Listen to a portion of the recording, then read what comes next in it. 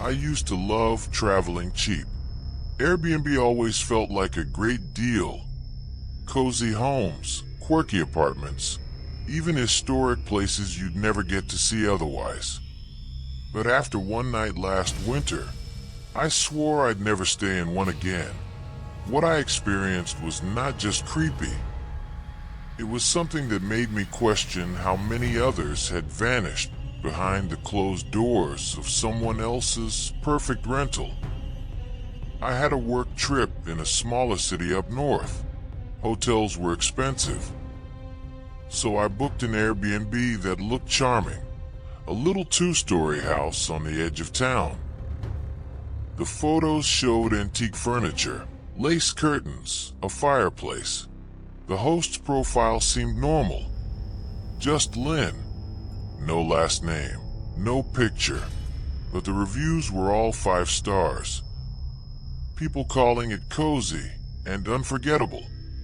When I arrived, the place looked older than the photos. The paint peeling, weeds choking the steps. Still, I figured photos always look better than reality. Inside, though, the air was heavy, stale, like the house had been sealed shut for years. I carried my bag upstairs. That's when I noticed the strange detail. Every mirror in the house had been covered. Beds, halls, bathrooms, all with sheets pinned over them. I laughed nervously, figuring the owner must be superstitious. But as I set my bag down in the bedroom, I noticed a small envelope on the nightstand. It said in shaky handwriting, "Do not stay after midnight." I told myself it was a joke, some weird old house charm thing, but something about the handwriting, it felt desperate. That night, I made dinner in the tiny kitchen and tried to ignore the silence pressing against the walls. Around 11:30, I lay in bed scrolling my phone, listening to the faint creaks of the house. Then I heard it.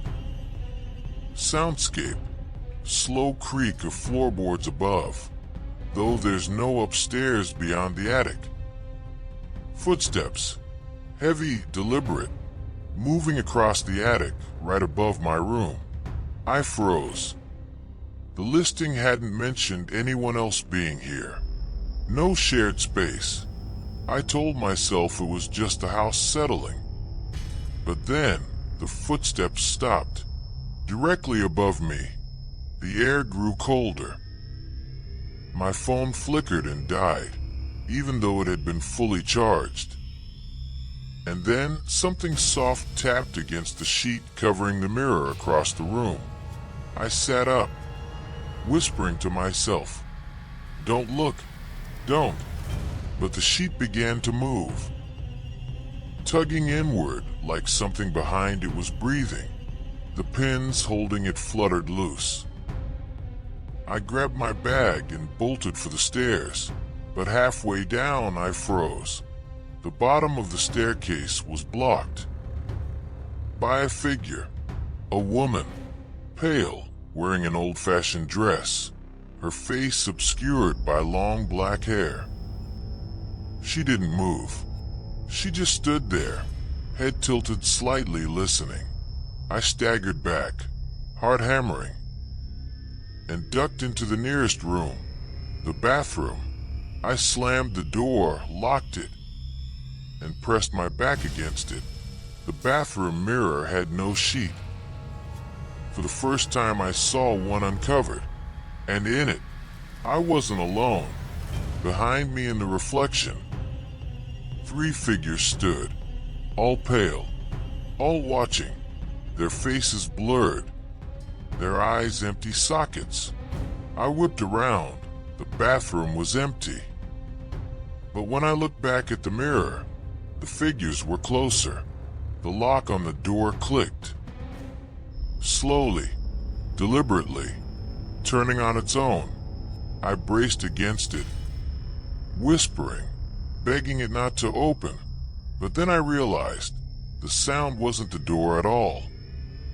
It was the mirror, Hairline cracks spread across the glass.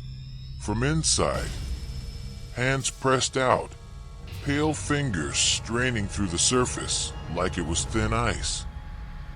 I ran. I kicked the bathroom window open, glass shattering, and dove into the freezing night air.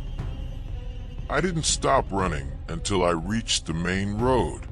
When I looked back, the house was dark, too dark, like it had never had a light on at all.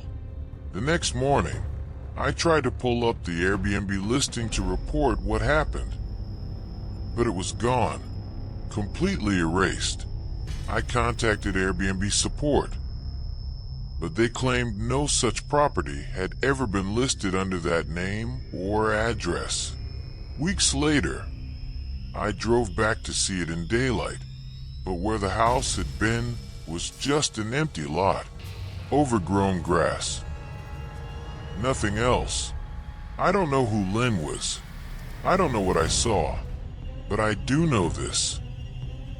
If you ever rent a house and the mirrors are covered and you find a note warning you not to stay after midnight, leave, because some Airbnbs aren't meant for the living.